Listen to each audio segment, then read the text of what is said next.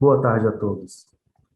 Bem-vindos ao evento virtual SciTalks Ideias que Aprimoram o Supremo. Nesta edição, contamos com a presença do Dr. Fred Didier, professor titular da Universidade Federal da Bahia, que falará sobre cooperação judiciária nacional. O professor Fred Didier possui mestrado em Direito pela Universidade Federal da Bahia, doutorado em Direito pela Pontifícia Universidade Católica de São Paulo, pós-doutorado da Universidade de Lisboa e livre docência na Universidade de São Paulo. Atualmente, é membro da Academia de Letras da Bahia, do Instituto Brasileiro de Direito Processual, do Instituto Ibero-Americano de Direito Processual, da International Association of Procedural Law, da Associação Brasileira de Direito Processual Constitucional, da Academia Brasileira de Letras Jurídicas da Bahia e da Associação Norte e Nordeste de Professores de Processo. É professor titular da Faculdade de Direito da Universidade Federal da Bahia para as turmas de graduação, mestrado e doutorado, e também diretor-geral da Faculdade Baiana de Direito. Tem experiência na área de direito, com ênfase em direito processual civil, atuando principalmente no estudo da teoria geral do processo. Para fazer a abertura e mediação deste evento, contaremos com a participação do Dr. Alexandre Freire, secretário de Altos Estudos, Pesquisa e Gestão da Informação do Supremo Tribunal Federal. Para fazer a abertura e mediação do SciTalks com a temática Cooperação Judiciária Nacional, tem a palavra o Dr. Alexandre Freire. Boa tarde a todas e todos. É uma grande alegria hoje recebermos no Supremo Tribunal Federal o professor Fred Didier Júnior, que além dos predicativos já mencionados pelo cerimonial da Suprema Corte, é um dos autores mais originais do direito. O professor Fred Didier Júnior hoje é um dos autores mais citados na magistratura brasileira, sobretudo nos tribunais superiores. Tem influenciado um conjunto de gerações, principalmente no que diz respeito a uma reflexão de um novo direito processual. Isso é muito perceptível, não apenas no fato de influenciar a jurisprudência, mas, sobretudo, a doutrina e, principalmente, a legislação. Nós temos hoje um código em vigência que tem muito no seu DNA as impressões digitais do professor Fred Didier Júnior. É um autor que tem um compromisso em pensar um novo direito processual. É um autor original, é um autor provocativo, e para todos nós é uma grande honra poder ouvir o professor Fred Didier Júnior hoje na Suprema Corte Brasileira. Professor Fred Didier Júnior, a palavra está com o professor. Para todos nós é uma grande honra poder ouvi-lo nesta tarde. Muito obrigado. Seja muito bem-vindo à Suprema Corte Brasileira. Muito obrigado, meu amigo Alexandre. Muito obrigado por suas palavras. De fato, para mim é uma grande satisfação, uma grande honra voltar ao Supremo Tribunal Federal para falar com a comunidade do Supremo Tribunal Federal e a comunidade daqueles que se interessam pelo que o Supremo Tribunal Federal produz e organiza. Já fiz já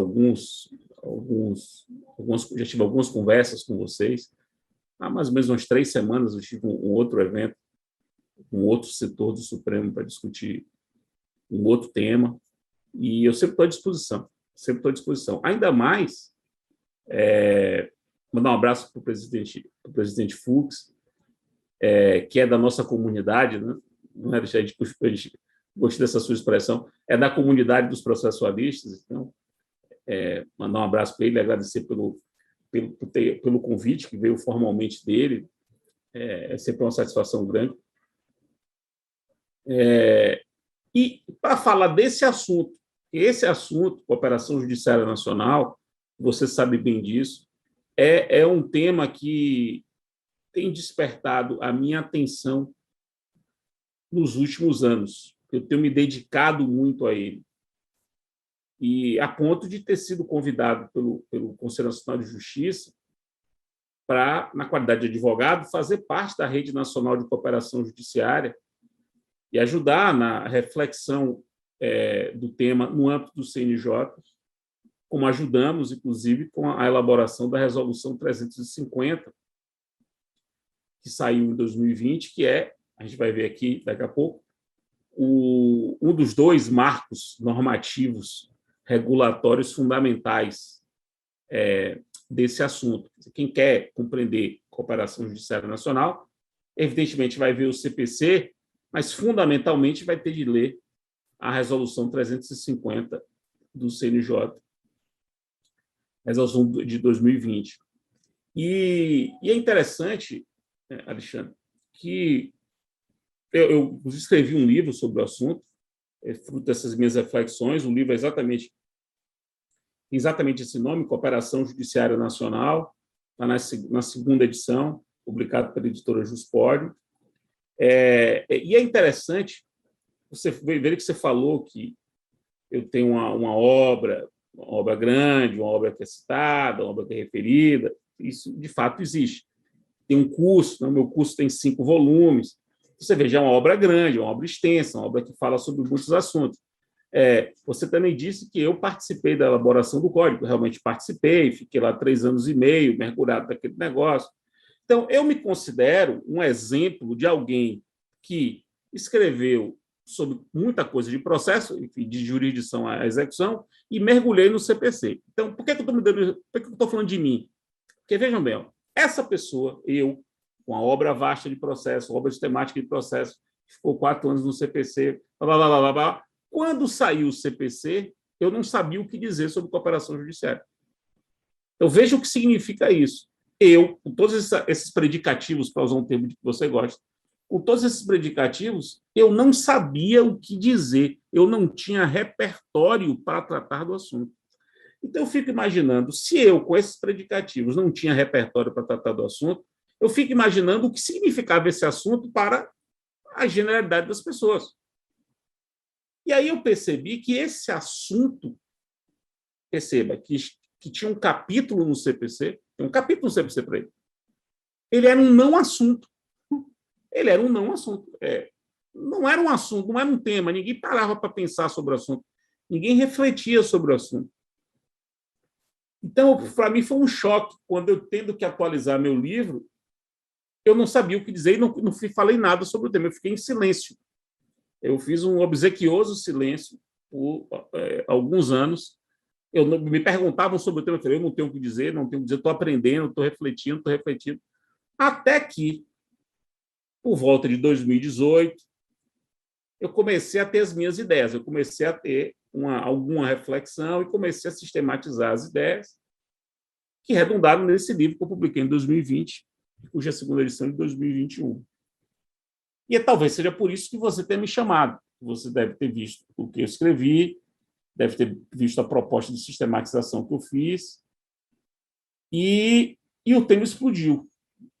Aquilo que era um não tema há 6 anos atrás, virou o principal tema. Perceba bem, não vou exagerar, não é para fazer publicidade e exagerar, é o principal tema, no meu modo de ver, sobre o qual o judiciário brasileiro tem que se debruçar. O principal tema relacionado ao processo, né? Claro, há outros grandes temas para o judiciário se debruçar, mas tema de processo hoje, sobre o qual o judiciário tem que se debruçar, é esse. E não é por acaso, e Alexandre sabe disso, que o CNJ, há mais ou menos um mês e pouco, editou uma recomendação para que as escolas judiciárias adotassem cooperação judiciária como tema de seus cursos. Cursos, workshops, ou seja, veio o CNJ dizendo, olha, escolas judiciárias, atentem para esse assunto, porque esse assunto é importante. E não é por acaso também que seguramente é o tema sobre o qual mais falei esse ano. E mais falei a convite de órgãos judiciários, dos mais diversos tribunais, as mais diversas escolas, e culminando, é a última palestra que eu vou fazer esse ano, culminando com o Supremo Tribunal Federal, encerrando esse ano sobre cooperação judiciária. Então, é muito importante, eu fiz essa história, porque é muito importante vocês perceberem, muito importante vocês entrarem no clima do que significa esse assunto. Então, para a gente ficar na mesma página, vamos definir o que é cooperação judiciária para a gente saber do que se trata. Né? Então, veja, para a gente compreender cooperação judiciária, eu gosto de dizer que é uma definição que tem 3 partes. Tem 3 partes essa definição. A primeira parte da definição é compreender que a cooperação judiciária é um conjunto, um complexo de atos e de instrumentos ou seja, de atos e de formas. São atos e formas, portanto, modos pelos quais os atos são documentados e praticados, e sempre com a ideia de complexo, não é um ato só. Então, é um conjunto de atos e de instrumentos. Primeira parte da definição. Segunda parte da definição. Que servem para viabilizar a interação. Servem para viabilizar a interação entre órgãos judiciários. Portanto, entre dois órgãos judiciários. E aí, quaisquer órgãos judiciários. Pode ser Supremo, STJ, Supremo e Juízo da primeira instância de Salvador. Pode ser TJ da Bahia com TJ de Sergipe. Ou seja, pode ser 3, 4, 5 órgãos jurisdicionais. Não precisa ser só 2. Então, são atos e instrumentos que servem para viabilizar a interação entre órgãos judiciários, repito, quaisquer órgãos judiciários, de quaisquer justiças. É plenamente possível uma cooperação transjudiciária, uma cooperação que envolva justiças diversas, ramos distintos das justiças brasileiras, mas também entre órgão judiciário e entes não judiciários. Vamos usar essa expressão, entes não judiciários. Também é possível falar em cooperação judiciária, que envolva, de um lado, um órgão judiciário e, de outro, um ente não judiciário, como, por exemplo, o CAD, como, por exemplo, a CVM, agências reguladoras, tribunais administrativos, o Tribunal de Contas, mas também litigantes habituais. Litigantes habituais podem ser sujeitos de cooperação judiciária. Um órgão judiciário, por exemplo, com o INSS, um órgão judiciário com a advocacia pública. É possível até pensar em cooperação judiciária envolvendo instituições como o Ministério Público e a OAB. O Supremo, meu amigo Freire, pode fazer cooperação judiciária com a OAB para, quem sabe, fica a ideia, disciplinar regras de postulação no Supremo. Regras de postulação. Uniformização do modo de postular. Por exemplo, toda petição inicial, na primeira linha, deve dizer qual é o artigo da Constituição, ou na segunda linha, ou deve vir com fonte Time New Roman. Enfim, eu estou dando exemplos, alguns caricaturais, mas que servem para mostrar o que pode ser feito. De coisas bobas como essa até compartilhamento de infraestrutura. E essa cooperação judiciária com entes não judiciários, ela é chamada de cooperação interinstitucional. E é regulamentada na Resolução 350 do CNJ. Os artigos 15 e 16 da Resolução 350 cuidam disso. E é interessante como esse tipo de ideia de cooperação é uma ideia antenada com o espírito do nosso tempo. Vocês sabem que há pouco foi aprovada uma lei nova que cria a figura da decisão administrativa concertada, a decisão administrativa combinada, que é exatamente a possibilidade de órgãos administrativos combinarem, concertarem um modo de conduzir determinado assunto. É uma decisão, chama decisão administrativa concertada, né? Que é exatamente uma espécie de cooperação judiciária, uma espécie de cooperação administrativa.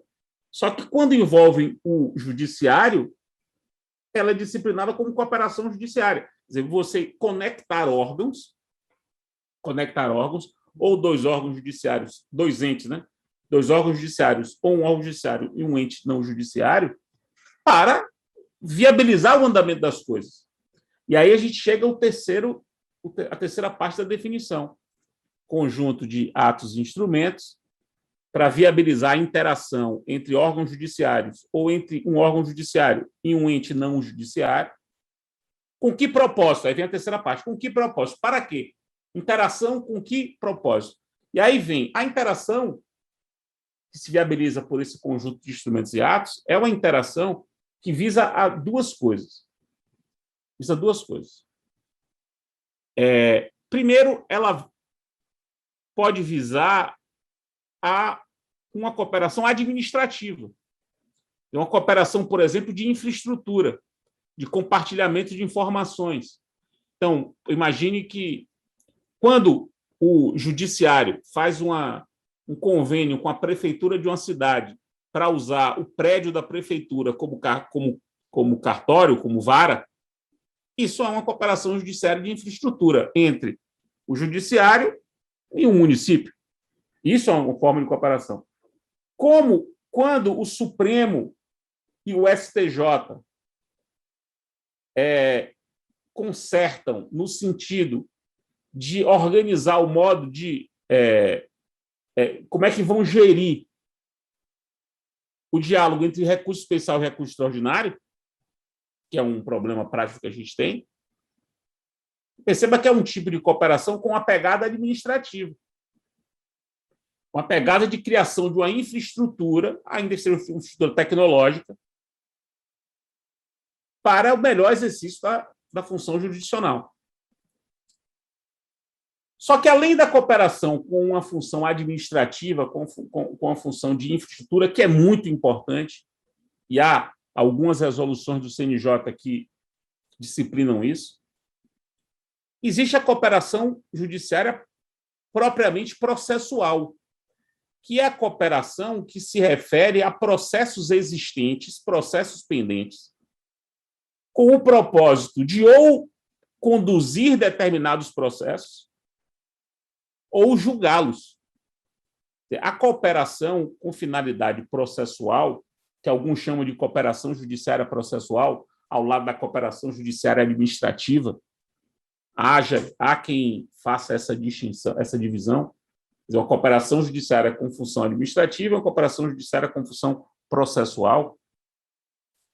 Ela serve para gestão, condução ou julgamento de casos.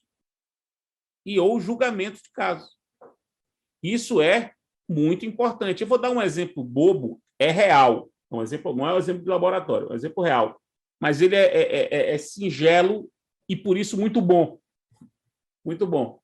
Porque ele resolve um probleminha bobo de uma forma muito inteligente. Duas varas de família do Fórum da Barra da Tijuca, no Rio. Eles só eram essas duas varas, naquele fórum havia duas varas de família. Eles fizeram uma cooperação judiciária estabelecendo o seguinte, que os processos envolvendo uma mesma família ficarão numa mesma vara. Eles organizaram a distribuição dessa forma. Percebam que isso não é propriamente conexão. Não há propriamente conexão aí. Não há necessariamente conexão. Não existe conexão pela mesma família. Não existe. Não está no código assim. Mas isso é um modo de gerir a própria competência sem fugir dela. Perceba, eles não estão deixando de julgar casos de família, nem estão decidindo que vão julgar casos penais. Eles vão continuar julgando casos de família, naquele território para o qual eles competentes, casos de família relacionados ao Fórum da Barra da Tijuca. Só que eles perceberam que os processos da mesma família merecem ser conduzidos pelo mesmo juiz para ter a mesma racionalidade, inclusive racionalidade econômica, porque normalmente as provas tendem a ser semelhantes. Então, você pode não necessitar de retrabalhos, né? Fazer retrabalhos. E fizeram isso. Veja, é uma cooperação judiciária ultra singela, criativa, e mostra a potencialidade do Instituto. Pois bem, então, isso é a cooperação judiciária. Agora vamos para a dogmática dela. O que a cooperação judiciária ela passou a existir com o CPC? Não. Sempre houve interação entre órgãos judiciários. Sempre houve. Sempre. Isso não é uma novidade. Só que essa interação que sempre houve não era objeto de nossa reflexão. Era simplesmente algo do dia a dia. Então, vou expedir uma carta de ordem para o juiz federal colher uma prova testemunhal para mim. Ora, quando você expediu uma carta de ordem para o juiz federal colher uma prova testemunhal, você estava interagindo com esse outro órgão judiciário com o propósito de praticar um ato para melhor conduzir determinado processo. Portanto, exatamente dentro daquilo que a gente definiu como cooperação judiciária. E como é que era isso no Código de 73? O Código de 73 ele tinha 5 grandes características. O sistema da cooperação judiciária no Código de 73 tinha 5 grandes características. Né? Primeira característica: não havia uma sistematização da cooperação judiciária. O assunto não era um assunto institucionalizado, não era organizado sistematicamente. Tanto que ninguém aqui, nenhum de nós, teve aula sobre cooperação judiciária na faculdade.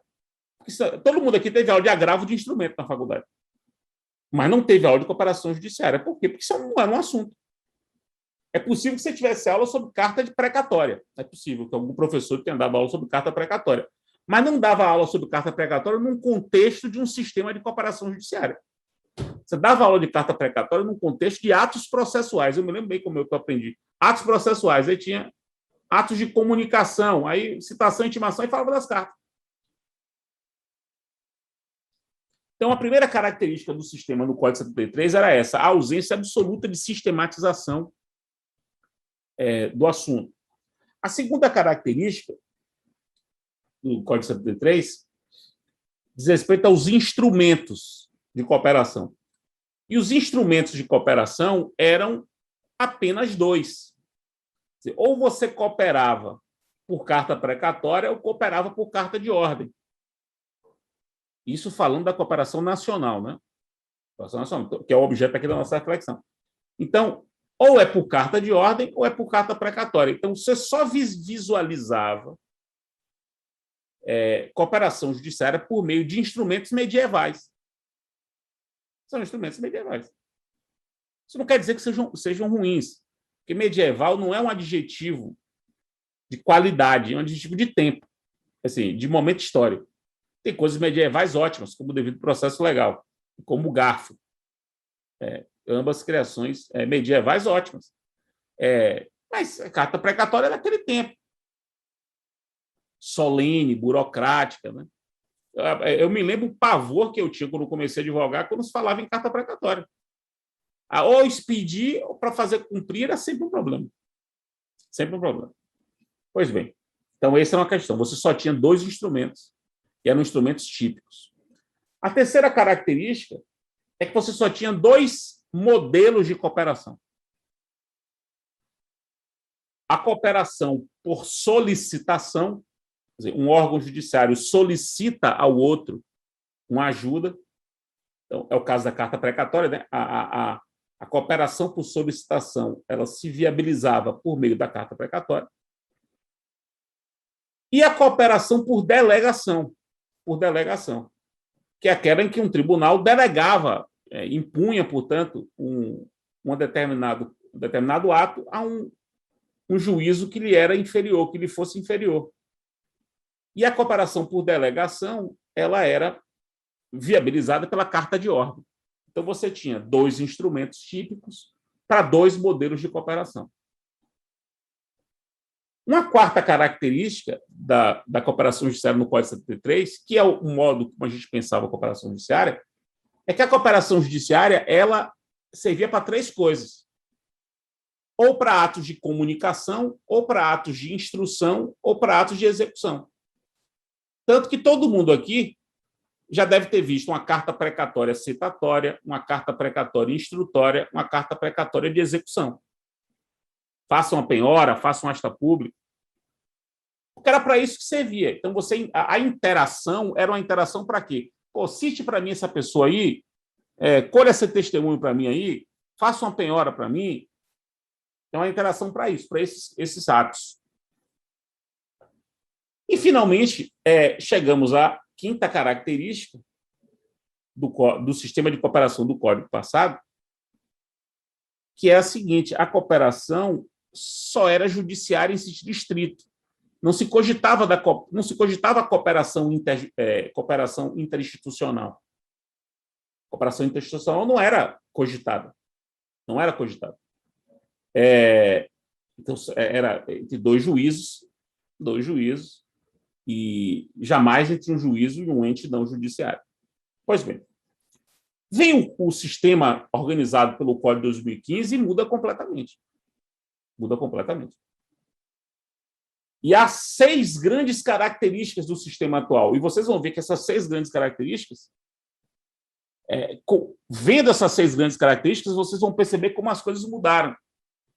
E foi por causa delas que Alexandre me convidou. Eu não tenho dúvida disso. A primeira grande característica do sistema de cooperação judiciária nosso atual é a sistematização dele. Quer dizer, existe uma institucionalização do assunto. A gente tem um capítulo do Código dedicado ao tema. Um capítulo dedicado ao tema. Você vai pegar o sumário do CPC, você vai encontrar lá uma parte da cooperação judiciária. Então, agora, os programas de processo civil das faculdades, que normalmente eram feitos com base do sumário do CPC, vão ter de passar por isso. É igual a litisconsórcio. Está lá um capítulo de litisconsórcio, vai ter um capítulo de cooperação judiciária. Então, há uma institucionalização. Os artigos 67 a 69 do CPC, esses 3 artigos, 67 a 69, eles compõem um capítulo próprio. Para vocês terem uma ideia, esses 3 artigos não têm correspondente no Código passado. Não tem correspondente.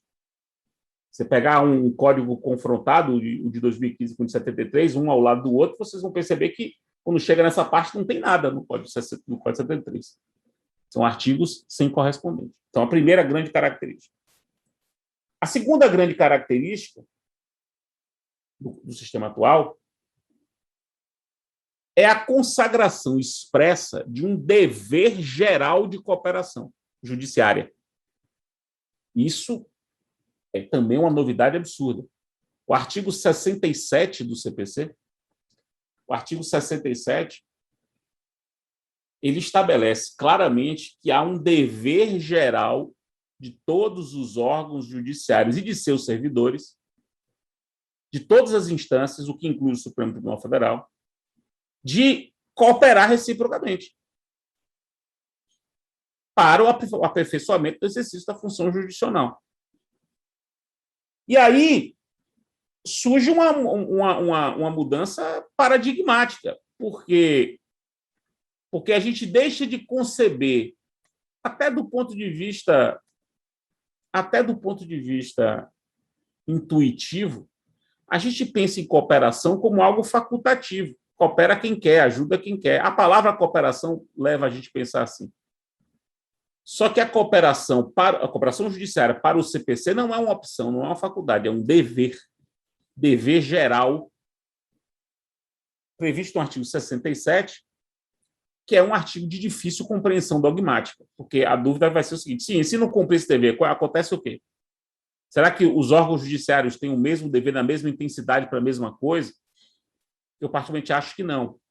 Acho que esse dever ele é calibrado a partir de algumas variáveis, né?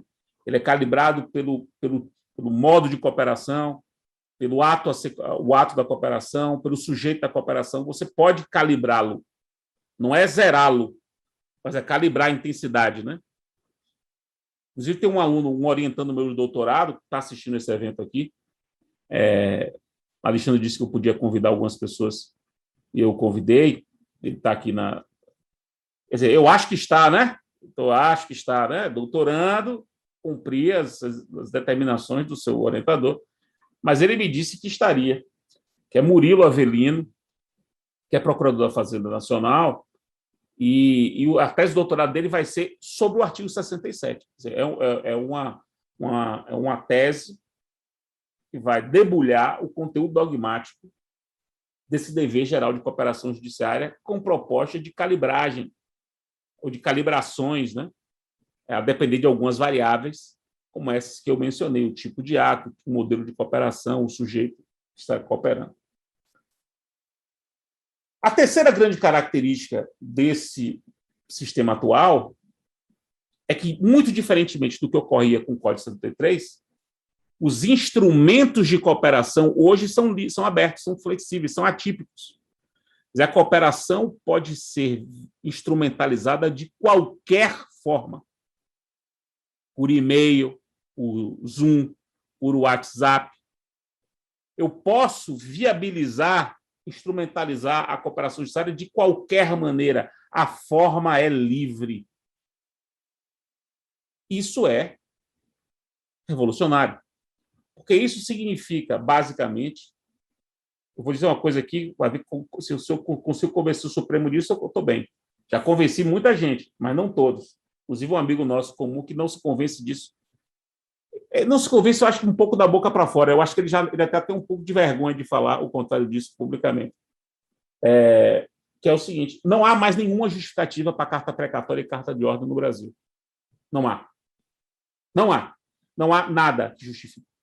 Se um tribunal, um juiz, se quer buscar cooperação judiciária e se vale de carta precatória ou carta de ordem como os instrumentos para isso, ele não está conectado com o tempo atual. Ele está pensando com um software que já não roda mais. Já não roda mais. Falei sobre isso no TRF2, desculpe, no TRF3, há 2 meses atrás. Acho que o Alexandre até estava nesse dia. E o pessoal do TRF3 me falou, Fred, aqui já não se pode expedir carta precatória há alguns anos. Então, já é uma prática há alguns anos. Eu fiquei muito emocionado, né, nesse momento, porque eu preciso convencer e os exemplos convencem mais do que as palavras. Então, quando você fala e você vê um exemplo de um tribunal grande como o TRF3, dizer que já não adota a carta precatória há muito tempo, é porque ele compreendeu o que é que está acontecendo. Então, quando o Código ele expressamente diz que a cooperação judiciária pode se realizar por qualquer instrumento, ele muda completamente, porque ele insere o processo num ambiente de flexibilidade, de maleabilidade, que é um ambiente compatível para o século XXI. As coisas têm que se amoldar às características do caso. Então, isso é realmente muito impactante, muito impactante. A quarta grande característica é que o modelo de cooperação judiciária atual, ele, além de manter os 2 modelos clássicos de solicitação e de delegação, são modos clássicos de se cooperar, além desses 2, ele cria um terceiro, que é o revolucionário da história, que é esse que eu quero mostrar para o Supremo, eu acho que talvez esse seja o grande mote da palestra, que é a cooperação por concertação, a cooperação ajustada, a cooperação combinada, a cooperação regulada pelos próprios órgãos que vão cooperar. Não é uma cooperação pedida por um para o outro fazer. Não é uma cooperação em que um determina que o outro faça. É a cooperação combinada e ajustada, cujas regras são estabelecidas pelos próprios juízes cooperantes, que é a cooperação por concertação, que é a cooperação que esses 2 juízos da Barra da Tijuca, juízes de família da Barra da Tijuca, fizeram. Aqui não é uma cooperação por concertação, que é a cooperação que o Supremo pode fazer com a STJ para questões relacionadas ao convívio harmônico do recurso especial e do recurso extraordinário. Isso é uma cooperação ajustada, cujas regras são estabelecidas consensualmente. É um poder de gestão da própria competência. Olha o que é que o Código fez. O Código estabeleceu a possibilidade de os órgãos judiciários, claro, os órgãos judiciários, obviamente com limites, claro que há limites para isso, mas dentro de alguns limites, que também não são limites muito estreitos, autogerirem a própria competência. Estamos falando aqui de autogestão de competência, de compartilhamento de competência. Estamos falando aqui de eficiência, de uma racionalidade pela eficiência da gestão da própria competência. Quer dizer, é uma ideia de competência que se desgarra da competência como mera questão formal e passa a ser competência também como boa aptidão. Não é só uma questão formal a competência, é a competência também vista a partir de um caso concreto, vista como a melhor aptidão para praticar um ato, ou praticar um ato da melhor maneira possível. E o CNJ, nessa resolução 350, ele disciplina muito bem a cooperação por concertação, colocando várias diretrizes, né? Inclusive, essa resolução 350, ela tem um negócio que é muito legal. Ela tem um apêndice, ela tem um anexo, não um apêndice, com modelos de instrumentos de cooperação, inclusive modelos de instrumentos de cooperação por concertação. Eu tenho um caso, eu advogo, sim, vou dar um exemplo aqui, poderia dar vários outros, mas você sabe que existe hoje um grande problema acontecendo em Maceió, envolvendo o afundamento de bairros de Maceió. Você deve estar acompanhando isso. Esse problema tem gerado 2.000 ações individuais na Justiça Estadual, 5 ações civis públicas federais, 1 ação civil pública estadual, 1 ação civil pública trabalhista. Então, estamos falando de 3 justiças envolvidas. Estamos falando aí de mais de 2.000 processos, de umas 5 ações civis públicas, todas discutindo o mesmo, todas, não é discutir o mesmo problema, mas todas em torno do mesmo problema, ou derivadas de um mesmo problema. Imagine que essas 3 justiças processem os seus respectivos processos, uma sem dialogar com a outra, uma sem interagir com a outra. Olha o caos que isso seria. Imagine, por exemplo, que os 3 juízos das ações civis públicas determinassem, ao mesmo tempo, 3 perícias para averiguar as mesmas coisas. Perceba como isso é uma irracionalidade absoluta. É racionalidade completa. Imagine essas 2.000 ações individuais tramitando para obtenção de indenizações individuais, com uma ação civil pública tramitando, cujo propósito é indenizar as vítimas. Só que a ação civil pública para indenizar as vítimas está na Justiça Federal. As ações individuais dessas vítimas estão na Justiça Estadual.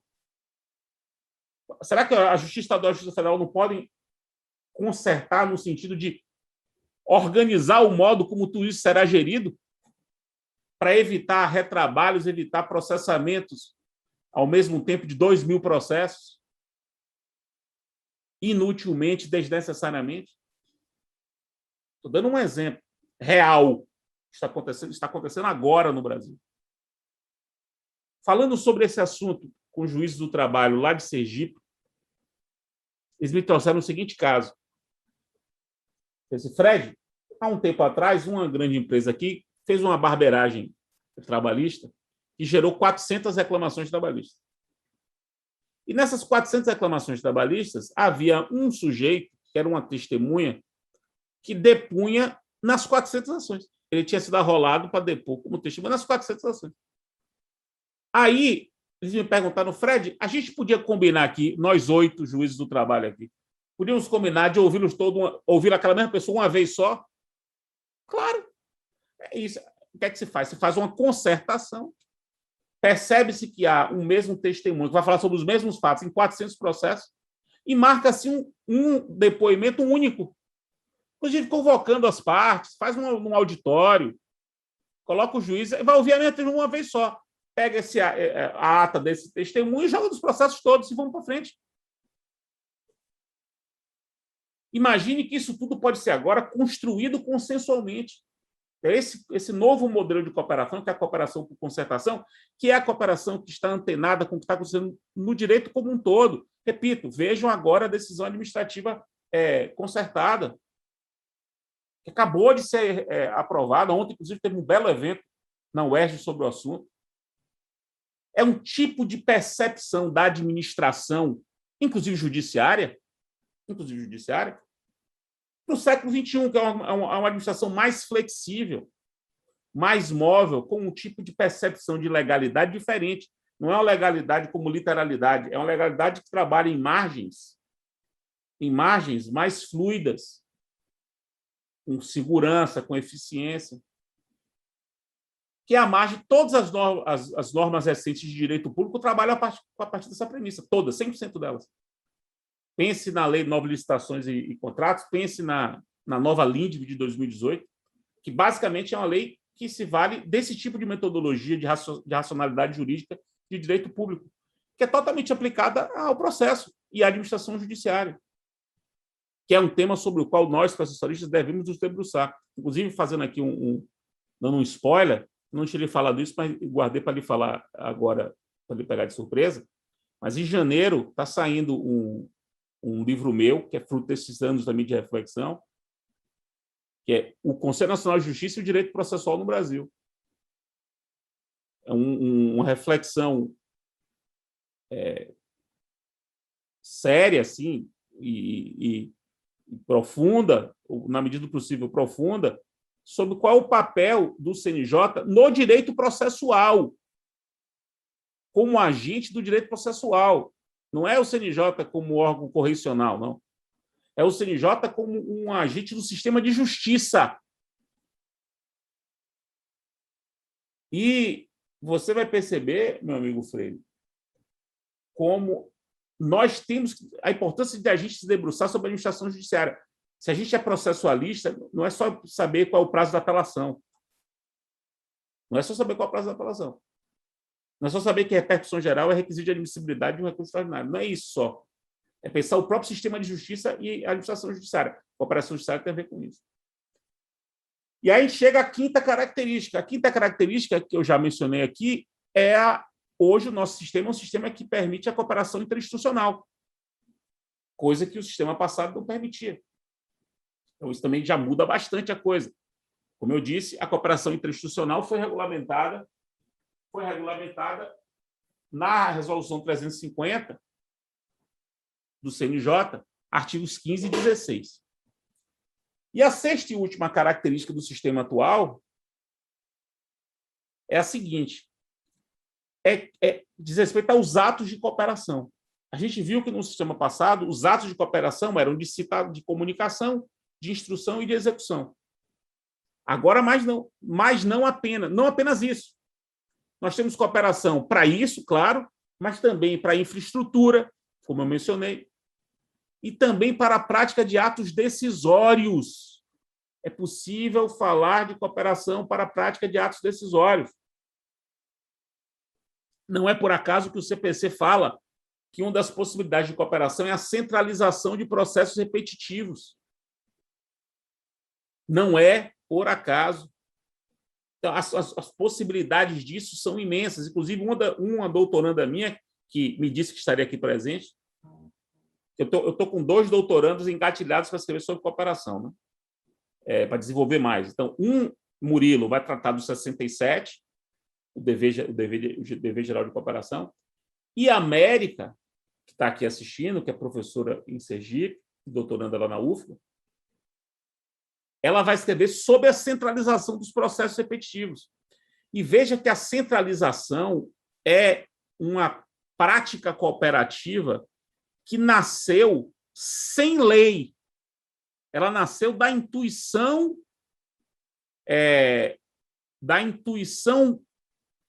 prática de juízos trabalhistas no início do século XXI para a solução de problemas relacionados aos clubes de futebol. Essa prática, que era para organizar as execuções trabalhistas de clubes de futebol, ela ficou tão forte que se disseminou em todos os TRTs do país. Depois virou lei, mas virou lei em 2016. Mais de 15 anos depois da prática consolidada, ela virou lei. Ela já era, inclusive, regulamentada pelo TST, pelo Conselho da Justiça do Trabalho, já tinha regulamentado ela. Tudo isso a partir da prática. E agora, esse ano, vocês devem saber, foi aprovada a lei da Sociedade Anônima do Futebol, que pegou essa centralização e generalizou para qualquer dívida, não é só trabalhista, inclusive para dívidas cíveis. Então, a centralização como técnica de cooperação, como ato de cooperação, ela se dissemina no Brasil muito fortemente porque ela se mostrou funcional. E ela está prevista no CPC. Lá no artigo 69, parágrafo 2º. A América vai tratar dela. E a centralização ela pode ser, você pode centralizar para fazer uma prova, você pode centralizar para fazer uma asta pública, mas você pode centralizar para decidir.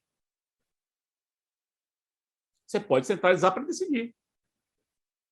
A resolução 350 do CNJ também diz isso. Então, há uma mudança também do objeto da cooperação.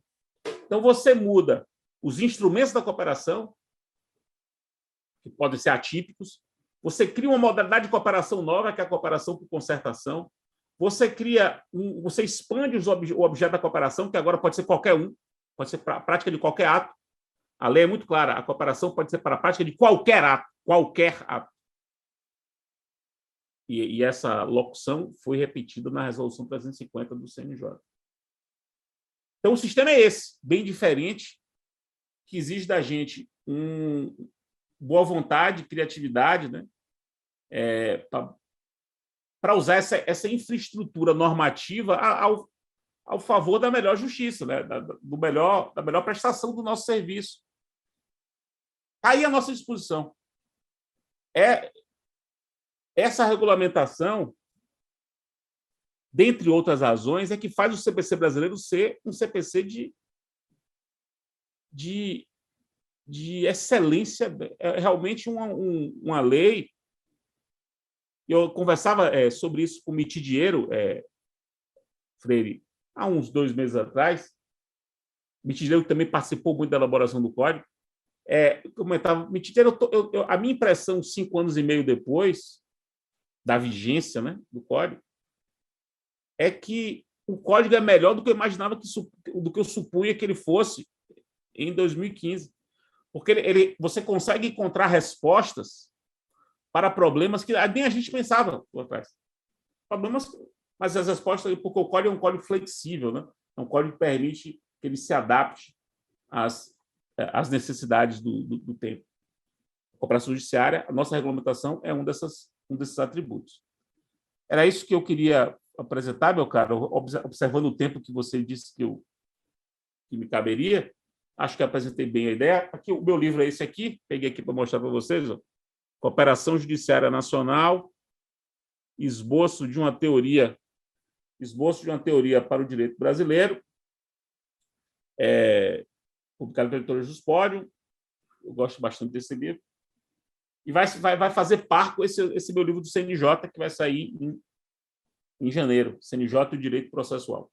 Era isso, meu querido. Muito obrigado pelo convite. Espero que vocês tenham gostado.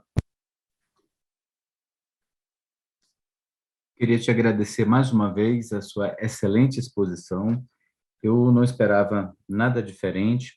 É um tema provocativo e um tema que encontrou um autor por excelência para enfrentá-lo. Não apenas nessa exposição, mas, sobretudo, no ato de meditar de forma profunda e original sobre o Instituto da Cooperação Judiciária Nacional. E isso é muito perceptível, porque veja que o seu livro ele acabou sendo um livro-roteiro para muitos dos integrantes do nosso comitê executivo da Rede Nacional de Cooperação Judiciária. Inclusive, esse livro é o meu livro de cabeceira quando eu vou participar das reuniões do nosso comitê, que você é um dos nomes expressivos do nosso comitê do Conselho Nacional de Justiça. Eu fiquei bastante entusiasmado com muitos pontos que você mencionou, do que você tem desenvolvido, os contornos dogmáticos desse instituto, porque são apenas 2 dispositivos e você está dando densidade dogmática à compreensão desses 2 dispositivos. E eu vou iniciar com uma pergunta para você, pela sua experiência como doutrinador, como um interlocutor das instituições em que é convidado para pensá-las e ajudar a aprimorá-las. A partir do tema cooperação judiciária, o que você enxerga hoje no sistema de justiça como o maior desafio, que seria um desafio comum às instituições?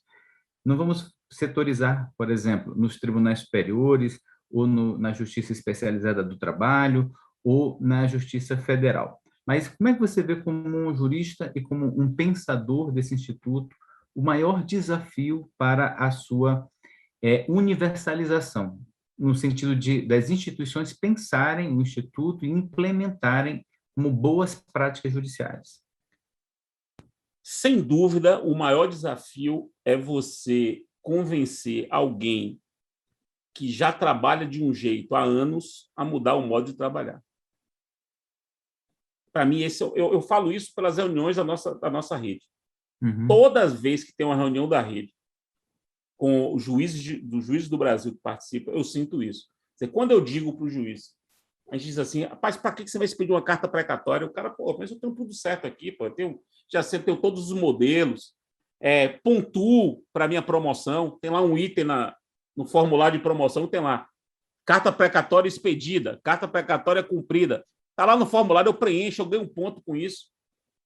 Então, para você convencer o cara, pô, bicho, mas você está dificultando as coisas. E o próprio CNJ, que tá observando isso, a gente pontuou isso lá e está sendo observado, já deveria ter revisto essa tabela de pontuação, já deveria ter criado estímulos para que a criatividade seja protegida, né? E também tem esse outro lado, o juiz ele pode se sentir um pouco desprotegido. Ele, pô, eu vou fazer uma coisa aqui que ninguém fez, aí vão reclamar, depois... Quando o CNJ faz uma resolução, começa a que ele fez.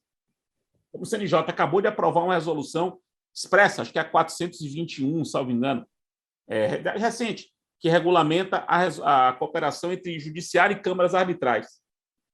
Quando o CNJ edita uma recomendação, diz estuda em cooperação judiciária. Então, o CNJ vai criando uma cultura de dizer assim, olha, faça o que eu seguro a onda, quer dizer, faça o que eu dou respaldo. Para mim, o maior desafio é você quebrar a tradição da burocracia. Para mim, esse é o maior desafio. É você mostrar, faça isso, mude o jeito de fazer, você vai ser melhor para você vai gerir melhor o seu trabalho e você está protegido contra a burocracia. A burocracia lhe protege. Se a burocracia do judiciário, entenda a burocracia como o conjunto dos órgãos do judiciário, vai lhe proteger. Quer dizer, o CNJ vai lhe proteger, o tribunal vai lhe dar proteção institucional para aquela novidade. Isso tem que ser estimulado. Eu acho que esse é o grande desafio. Então, seria uma questão de mentalidade institucional e cultura jurídica. Cultura prática. Veja, eu acho que a gente agora... vou falar uma coisa aqui diferente. A gente sempre viu cultura jurídica, pelo menos eu fui educado assim, acho que você também, cultura jurídica como repertório. Um repertório. A cultura jurídica, a maior cultura é o maior repertório.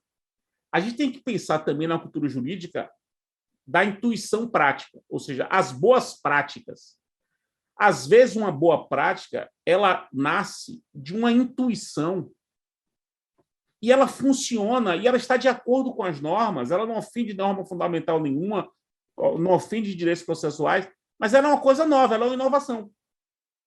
A inovação, como categoria, ela tem de ser estimulada. Veja que a lei de governo digital, que é uma lei desse ano, de abril desse ano, ela exige que, inclusive os tribunais, tenham seus laboratórios de inovação. O CNJ tem, tanto que o CNJ logo depois editou uma resolução para tratar disso, acho que é a resolução 398 ou 401, por aí, que é uma resolução para tratar de laboratório de inovação. Então, tem essa cultura também, Freire, que é a cultura da prática, do bom operador, do sujeito que está lá com um problema real e encontra uma solução interessante que pode ser universalizada, pode ser generalizada. Eu vejo o primeiro juiz do Brasil que pegou uma ação civil pública complexa, e, em vez de mandar citar o réu para se defender, mandou citar o réu para vir para o gabinete dele conversar com ele, juntamente com o Ministério Público, que isso é uma prática que existe hoje no Brasil, generalizada. O juiz pega um trambolho ultra complexo, com pedido de liminar, problema coletivo, ele diz, eu vou falar, como é que eu vou pegar um problema desse nível de complexidade e dar uma liminar? Eu preciso compreender o caso, eu quero entender o caso. Então, réu, vem aqui, senta aqui, Ministério Público, senta aqui. Me explique isso, esse caso aí. Não tem prazo de defesa correndo, depois eu abro prazo para você se defender, não se preocupe. Me explique aí para eu entender. E esse tipo de medida que é generalizado hoje no Brasil, muitos juízes fazem, não está previsto em lei, e resolve os problemas. porque depois dessa reunião nem vai ter contestação mais. Por quê? Porque vai todo mundo se organizar e vai se resolver por acordo. É uma solução, é uma inteligência prática que eu acho que a gente tem de estimular, prestigiar, difundir. Não é só a velha cultura jurídica de repertório. Eu entendi. Eu vejo que esse seu exemplo é muito eloquente e, mudando o que deve ser mudado, eu me recordo de uma situação que me parece ilustrativa, mas não toca diretamente o tema da cooperação judiciária. Quando eu estava atuando como assessor especial do então presidente do Supremo Tribunal Federal, Sua Excelência o ministro Dias Toffoli, chegou na presidência um caso bem interessante, que era um conflito entre entes, no caso, o Executivo do Estado do Rio Grande do Sul, o Judiciário, Defensoria Pública, Tribunal de Contas, Ministério Público e Assembleia Legislativa, em relação a um tema que anualmente ele é debatido, que são o tema do O10º. Então, uma questão foi judicializada, uma associação dos magistrados ajuizou uma ADI no tribunal, e no tribunal o magistrado concedeu uma medida cautelar nessa ADI para suspender um dispositivo da lei aprovada pela Assembleia Legislativa, que tinha, a partir de um acordo entre o Executivo e a Assembleia Legislativa, estabelecido uma certa margem de nivelamento de cortes do O10º. O que ocorreu? Você já deve ter em mente como esse tema chegou ao Supremo. Suspensão. Quando chegou a suspensão... Sempre ela. Sempre ela. Grande coringa, grande coringa. Exatamente. Chega a suspensão. E o ministro, para cada tema desse, tinham os assessores que trabalhavam com ele. Eu fui o indicado para trabalhar no caso e levei para o ministro para conversarmos as possibilidades. E ele me disse o seguinte: eu não vou decidir esse caso, nem deferir a liminar, muito menos indeferir. Eu vou realizar uma conciliação. Excelente, é isso aí. A cabeça do processualista, a minha pergunta: você vai realizar uma conciliação numa suspensão? Imagine suspensão de segurança, ordem pública, ordem social, né? Imagina. Exato. Aí ele, mas onde está previsto que eu não posso fazer uma conciliação? Se a conciliação é um dos institutos que nós devemos prestigiar no nosso sistema de justiça. E vejam que convocou os representantes do Executivo, do Judiciário, do Legislativo, da Defensoria Pública, do Tribunal de Contas, e ouviu uma escuta ativa no Supremo Tribunal Federal, marcou uma segunda rodada de debates, e a questão, como você muito bem exemplificou, a partir do outro caso, foi resolvida entre os poderes. Então, isso é algo interessante. Excelente exemplo. Que muda bastante a percepção em relação à cultura tradicional dos institutos. Eu vou abrir aqui para as questões dos nossos convidados, e eu vou inaugurar com uma questão da nossa anfitriã, que é a gerente de altos estudos da Coordenadoria de Pesquisas Judiciárias da SAI, que é a Bruna de Bem Esteves. Só para apresentar, além da Bruna exercer esse importante papel no Supremo Tribunal Federal, ela é graduada e mestre pela Universidade de São Paulo e desenvolve esses projetos conosco no Supremo Tribunal Federal. Ela se apresenta aqui. Meu nome é Bruna de Bem Esteves, sou gerente de altos estudos da Coordenadoria de Pesquisas Judiciárias da SAI. Em primeiro lugar, gostaria de agradecer pela excelente exposição do professor Fred Dias sobre esse tema, que é tão importante, especialmente na atualidade.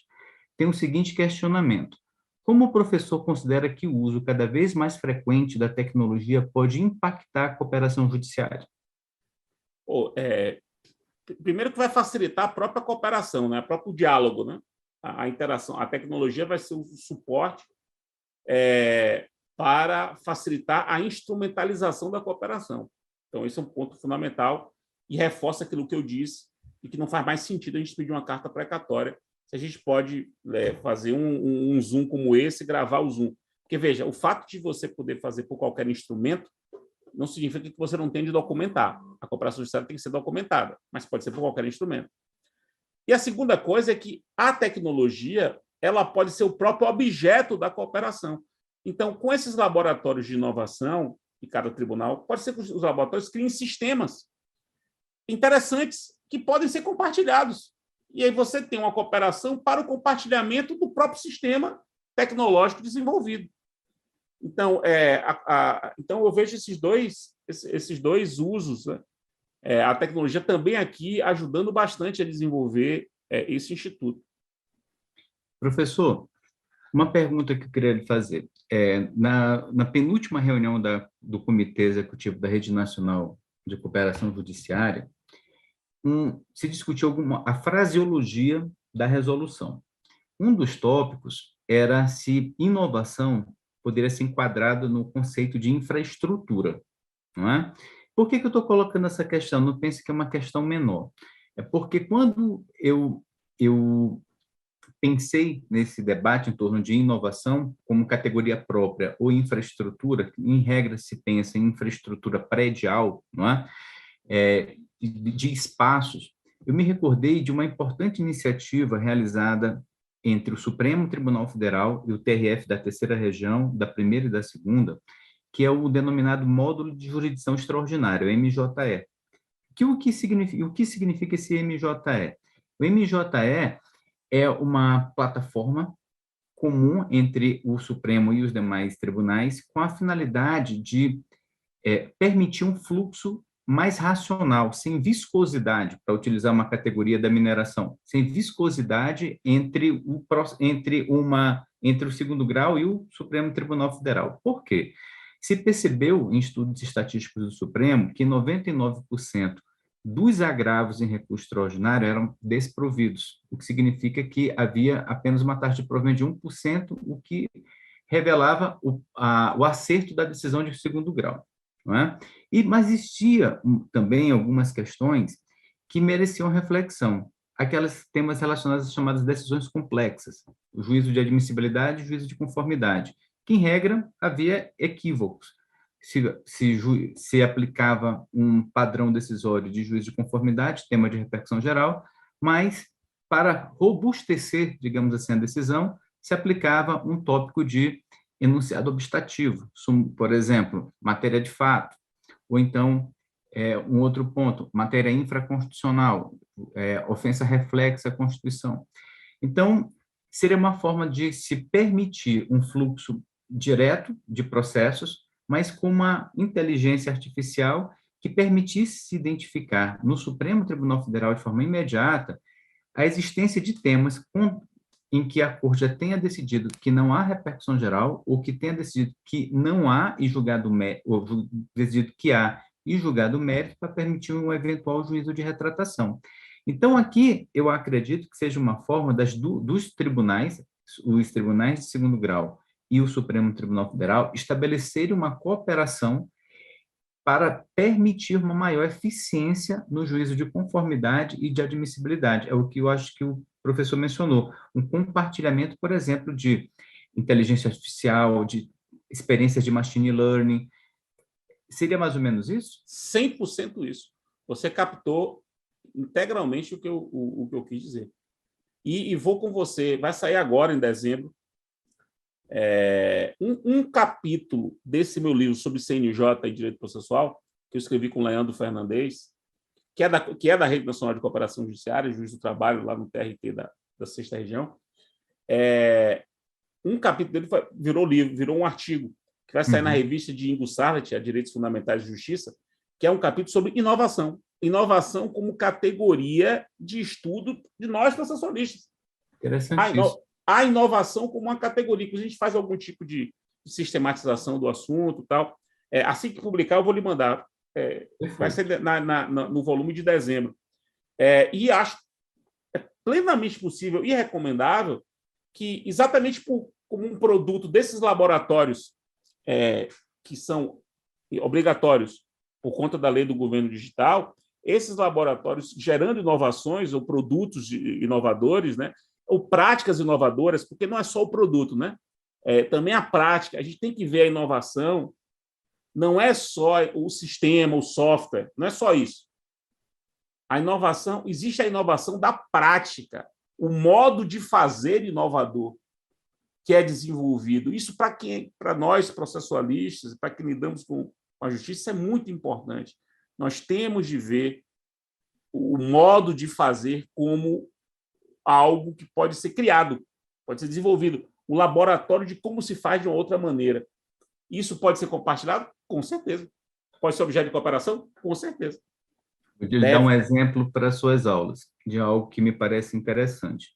O Supremo Tribunal Federal modernizou a sua difusão da informação. Então, você pode perceber pelos informativos da Corte. Hoje, eles trabalham com visual law, eles trabalham com QR Codes, em que o interessado ele pode não apenas ter acesso ao resumo do julgamento, mas, sobretudo, ele pode assistir a sessão.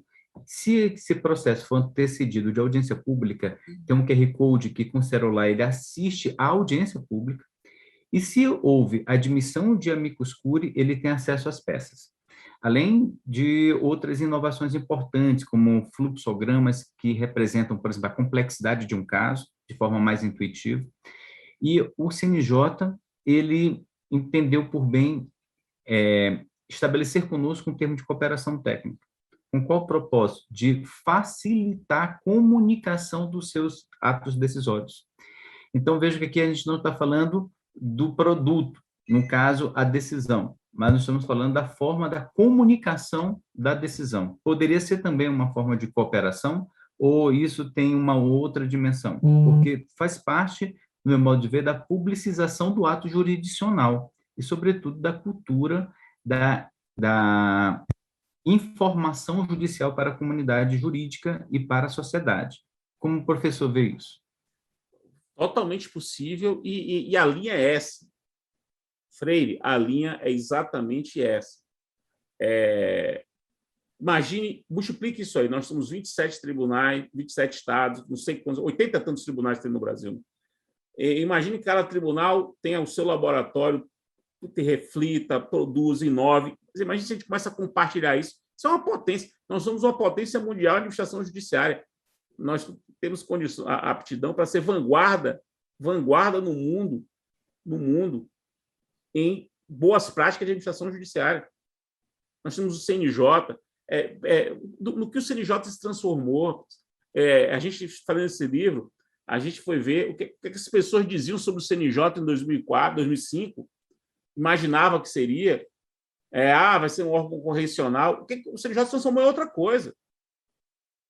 O CNJ vivo, real, é melhor do que o CNJ que foi projetado. As instituições reais, né? Eu gosto muito disso. Eu acho que a gente está vivendo nesse momento que a gente tem que refletir sobre isso. Eu acredito que hoje o CNJ ele é um verdadeiro think tanking de política judiciária do país. Eu uso esse termo, inclusive. Nesse livro você vai ver que tem esse termo lá. É esse espaço, no meu modo de ver, de reflexão. Porque ele consegue, não apenas através de política dos comitês e do plenário da Corte, através de atos dos próprios conselheiros, mas ele tem esse espaço de agregação de pessoas como você, como Antônio do Passo Cabral, como Alexandre Freitas Câmara, que pensam e ajudam o Conselho Nacional de Justiça ao desenvolver esse tipo de políticas públicas. Então, que bom que nesse ponto houve, como diria Goethe, uma afinidade eletiva de categorias entre o que a gente pensa. As ideias circulam, né, Fred? As ideias circulam, né? É isso aí, não há como impor barreiras às ideias. Para não tomar muito seu tempo, eu tenho uma outra pergunta da audiência, bem interessante. É possível aplicar a centralização de processos repetitivos relacionados à propriedade intelectual e industrial? Eu tive um caso em que eu dei um parecer há 3 anos, que era um IRDR, veja, é um IRDR sobre questão de propriedade industrial, no TRF2.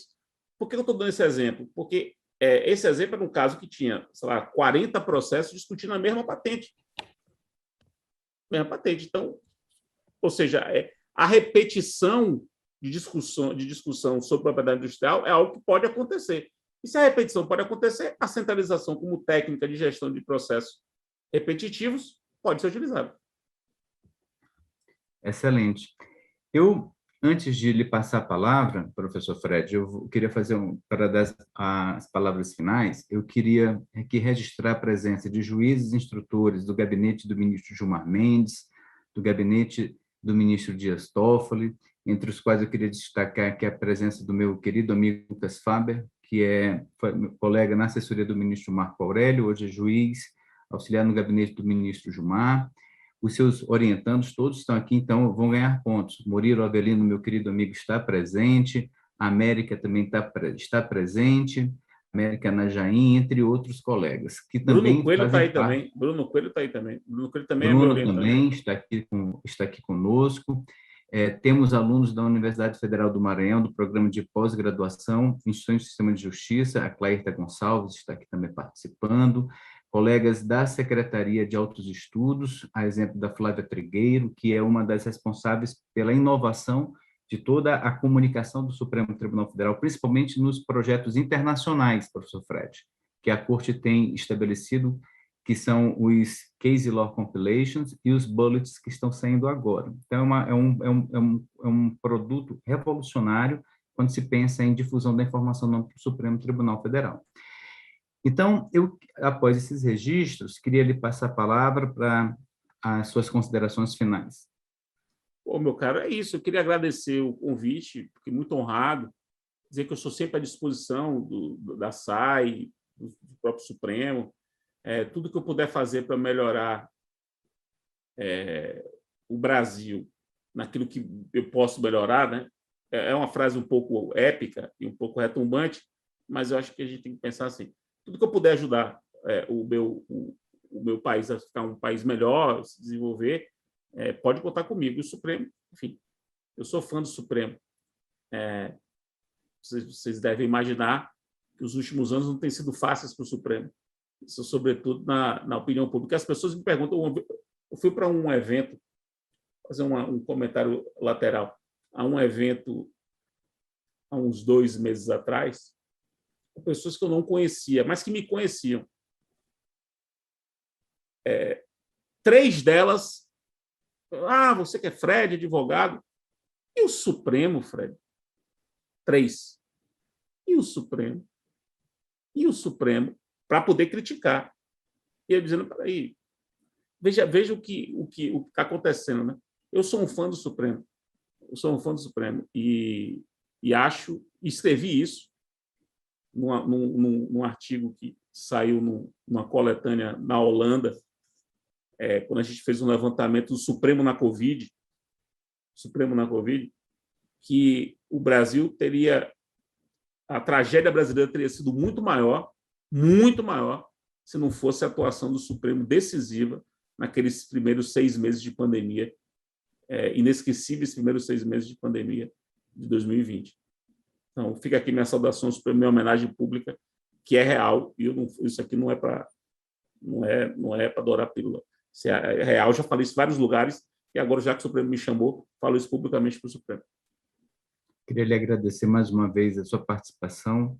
Falar de você, para mim, é muito fácil, porque, além de ser seu amigo, eu sou um grande fã do seu trabalho. Você, para mim, não é apenas um doutrinador, mas um grande intelectual.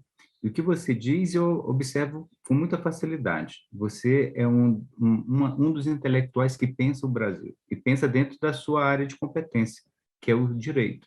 E pensa com muita propriedade e originalidade, e isso é perceptível na contribuição que você deu ao aperfeiçoamento do sistema de justiça, tanto com o Código de 2015, quanto as suas contribuições no aperfeiçoamento da cooperação judiciária, na forma como você tem construído um novo paradigma de cultura jurídica para a atual e as próximas gerações de estudiosos. Então, para mim, é uma grande honra poder participar hoje desse SAI Talks com você, que é uma pessoa que eu tenho uma grande admiração. Eu vou passar a palavra agora para o Henrique, que é o nosso cerimonialista, para o encerramento do evento. Muito obrigado, Fred. Agradecemos a todos pela participação. Com a devida autorização, declaro encerrado este evento. Tenham todos uma boa noite.